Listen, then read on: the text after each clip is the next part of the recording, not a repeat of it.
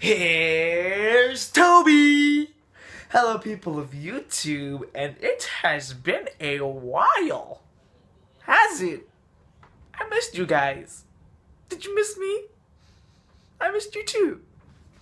Yes, after a whole 1 week hiatus, I am back with a top 10 list. And the reason why I have put out no videos out this week or last week, because the Sunday, is fairly simple.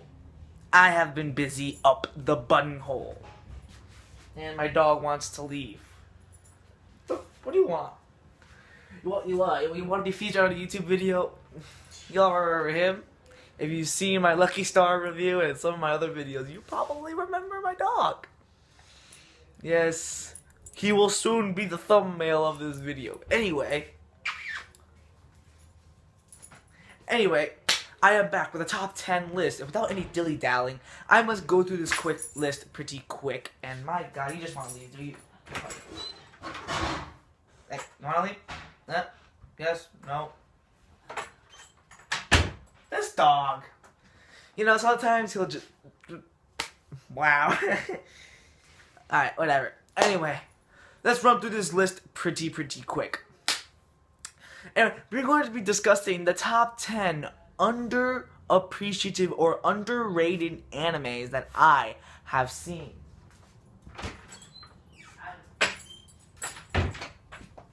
Now he wants to leave. Okay.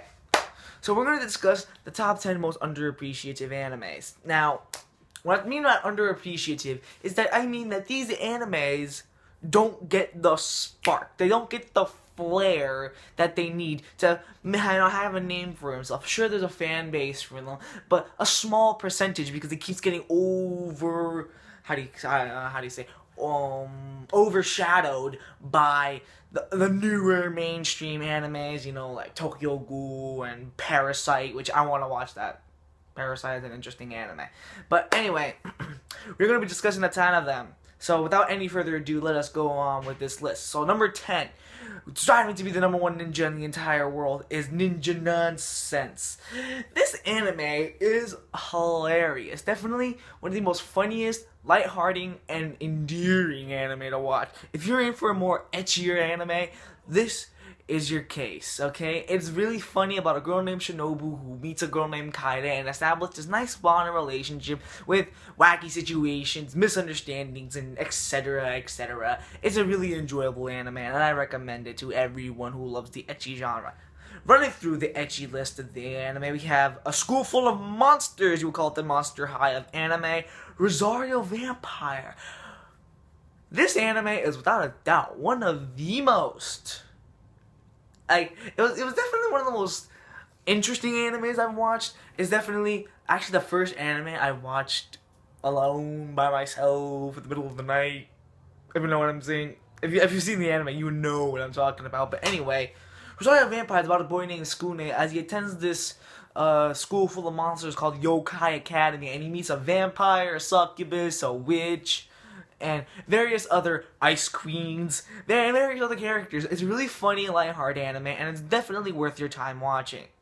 Next, we have another ecchi anime. Oh, this is a case, huh? We have Heaven's Lost Property. Heaven's Lost Property is a really interesting anime, and it's actually one of the first animes I did a collab review with my best friend / cousin, Nicholas. If you have not checked out that review, I suggest you go check that out. But it's definitely one of the most underappreciative animes out of all this list, because not a lot of people ever watch it anymore. It's on Netflix, which that's a good thing, but still, I wish that it would have more of a flair, you know? I wish it would have more of a little openness to it, I would say. I'm not really sure, but the anime is about a boy named, I forgot the guy's name, Tomoki, as he meets an angeloid falling from the sky, and because of their interaction, angeloid named Icarus is assigned to be Tomoki's master, and they go through ecchi misunderstandings, etc.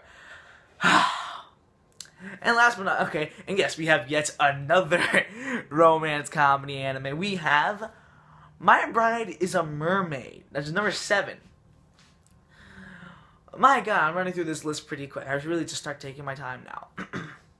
My Verizon Mermaid is about a boy named Nagasumi as he's one day drowning in the ocean when he meets a mermaid. But there's a catch. Due to the fact that the mermaid named Sun has seen Nagasumi, she was forced to die. But there's a loophole.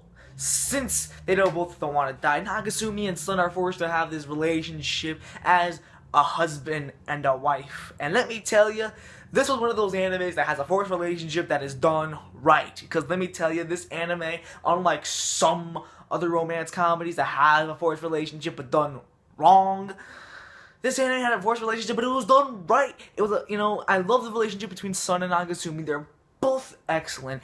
Definitely one of the most funniest animes that I've seen to date. If you want to see a laugh out loud with running gags, jokes, I fucking recommend you watch My Verizon Mermaid. It's on Netflix. Go check it out. Next we got number 5, who's flipping burgers just to make a living. We got The Devil is a Part-Timer. Yeah, now, an anime is really obscure, and it's definitely a really funny, enjoyable, laugh out loud. I really enjoyed this anime. You have a good semi-main protagonist who I really connected with our Mao, who is the Satan, or the devil. He's really kind, relatable, and I also like some of the other various side characters involved in this anime. Like we have, I forgot that girl's name. Fuck, she's the tsundere of the anime. But I really liked her. I liked his companion. Shit, I also forgot his name. I forgot a lot of these characters' names. It's definitely an anime I would kind of rewatch again. It's definitely a funny, well-told anime, and I do recommend you check out The Devil is a Part-Timer. Next, we have a man romancing girls with video games. We got The World That God Only Knows.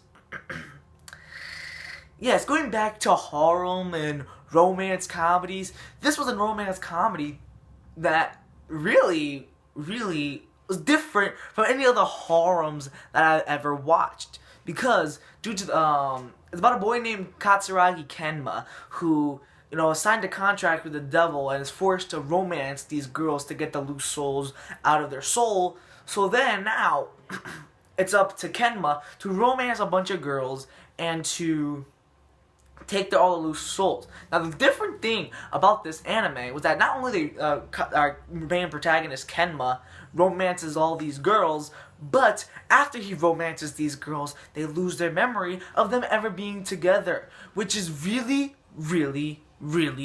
interesting.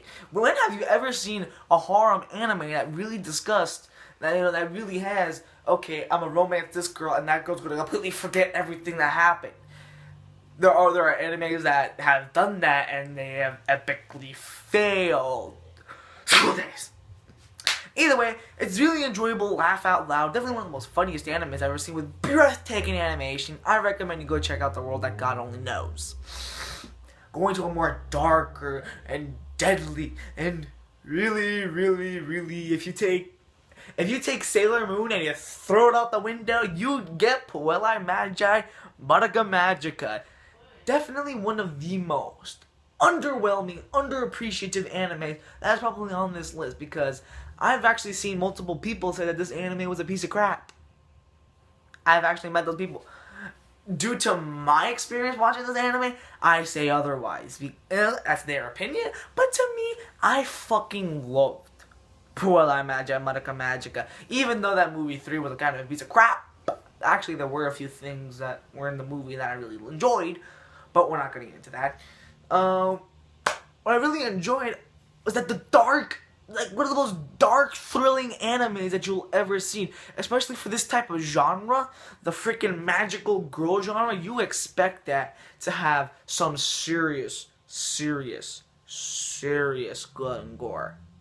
This anime, it delivers. It's definitely one of the most, it is the most darkest anime I've ever seen, about a girl named Magicka who is tasked with becoming a magical girl or not. And there's a whole plot twist reasons of why she should become or should not become a magical girl. And it is awesome. If you were to take Sailor Moon, throw it out the window, and then bring it back, put it in a blender, stir it up for 5 minutes, put it in a smoothie, burn it to death, there you go, you got fucking Puella Magi Magicka. 10 out of 10. And the last two animes that are on this list are really, really, really underappreciative. In fact, I have not heard about these animes until one of them came on Netflix, and one of them I stumbled upon by complete accident, but ended up being really good. We got freaking Kenichi, the Mightiest Disciple, which is the one on Netflix that I watched, and sadly, they took it off. They took it off of Netflix, which really breaks my heart, because this anime was an enjoyable thrill ride. I love Kenichi, the Mightiest Disciple, about a boy named Kenichi, as he really wanted to join the karate club at his school, but a bunch of bullies wouldn't let him. So now he goes to this dojo, and he meets, well, all these masters, and with the help of them, he trains and becomes the Mightiest Disciple. Definitely one of the most well-told and well-educated animes. You actually learn a lot of things about this anime that I never really thought about. They teach new fighting moves. They taught you a lot of neat tricks. I really like this anime, and well-educated. I loved it. It's one of the most underappreciated anime. I had a lot of education involved. Hell, I'm all in for knowing other cultures. This anime is definitely a well take on the fighting Japanese culture, or even Chinese, or Thai, or Taiwan. You see, you learn a lot of good things about this anime, which is a plus. It is definitely worth everyone's time. Kenichi, the Mightiest Disciple. And last but not least, the #1 spot with the most underappreciative animes that I have ever watched is Ride Back. And if you hear that sizzling or water, I'm sorry. Anyway, Ride Back. Now you might be saying to yourself, what the fuck is Ride Back? Well, Ride Back is an anime that I'm sadly to say, it is one of the most underappreciative animes, because not a lot of people know about this anime. This anime has a really endearing story, well-told characters, interesting cast, interesting development. I enjoyed the anime to its full consent. It is definitely worth everyone's time. About a girl named Ren Ogata, who breaks her ankle because she was this ballet dancer, and she breaks her ankle, and she's forced to not play dance ballet anymore. And one day she stumbled across this motorcycle with hands called Fuego, called the Ride Back. A lot of interesting characters. I'm not gonna go into full detail because I don't want to spoil anything about this anime, but this anime is definitely worth your time. Definitely one of the most underappreciative animes I have ever seen, because trust me guys, you will have a kick out of that anime. Oh god, that was a joke. Oh, I am sorry for that. Anyway, that will conclude this top 10 list, and I am terribly sorry that I have not been doing videos lately. I have just been busy at the wazoo, but stay tuned for Wednesday, because Wednesday is my heist video, which I shall go into full details about the heist. And let me tell you, I have a lot of things to say about the heists. And this game right here, Grand Theft Auto 5. So ladies and gentlemen, if you would like to see more content out of me, please go subscribe to my channel. And I am terribly sorry for the hiatus. I terribly apologize. It hopefully will never happen again anytime soon. I cannot really make that promise, but until then, this is the Crimson Assassin, and I am signing out. Peace, YouTube.